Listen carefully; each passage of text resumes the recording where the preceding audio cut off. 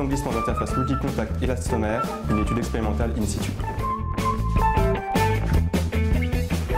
Le but de ma thèse est de vous sauver la face. Oui, de vous sauver la face.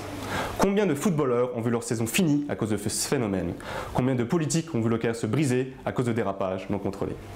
Mon but, c'est de prévenir ça. Je suis docteur en tribologie, tribo, le frottement, logos, la science, et j'étudie la mise en glissement. Ce phénomène est fourbe. On marche, tranquille, on est collé, et là, hop, on comprend pas ce qui se passe, ça y est, on est par terre, on a glissé. Et bizarrement, ce phénomène n'a pas été étudié. Ce n'est que récemment, grâce à la décroissance des prix de caméras, de 3 millions d'euros à 30 euros, que l'on peut étudier ce phénomène très rapide. Que se passe-t-il lorsqu'on met deux solides en contact? Eh bien, je vois que je ne peux pas regarder au niveau de l'interface. J'ai beau essayer dans tous les sens, je ne veux pas regarder. C'est là que les scientifiques ont été malins. Ils se sont dit, et pourquoi ne pas utiliser des matériaux transparents? Dans ma thèse, j'ai utilisé du verre transparent et un plastique. Maintenant, je peux visualiser l'interface. Que se passe-t-il si je regarde l'interface?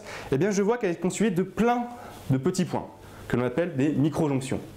En effet, si je prends ma main et que je la pose sur une table, eh bien, je vois que ce n'est pas toute la surface qui est en contact, mais seulement quelques aspérités. En vrai, pour tous les solides, il n'y a que 10% maximum de la surface qui est en contact. Maintenant, voyons de plus près ce qui se passe lorsqu'on va cisailler le solide, c'est-à-dire lorsqu'on va pousser l'objet, eh bien, il va y avoir des phénomènes.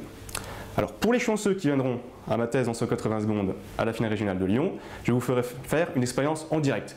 Nous verrons comment le solide va résister à la mise en glissement de façon collective avec l'aide des microjonctions, comment les microjonctions vont se battre jusqu'au bout pour résister à la contrainte extérieure, jusqu'à leur ultime limite.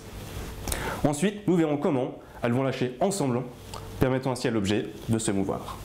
Et c'est ce qui se passe en vrai avec les objets.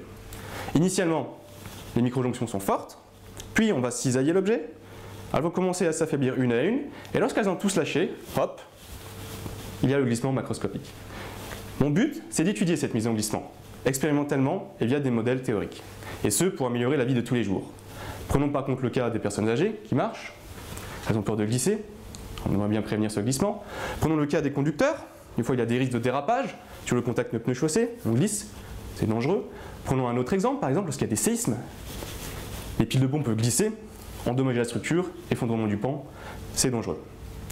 Et j'aimerais, si j'ai le temps, pouvoir prédire les nombreux dérapages des politiques.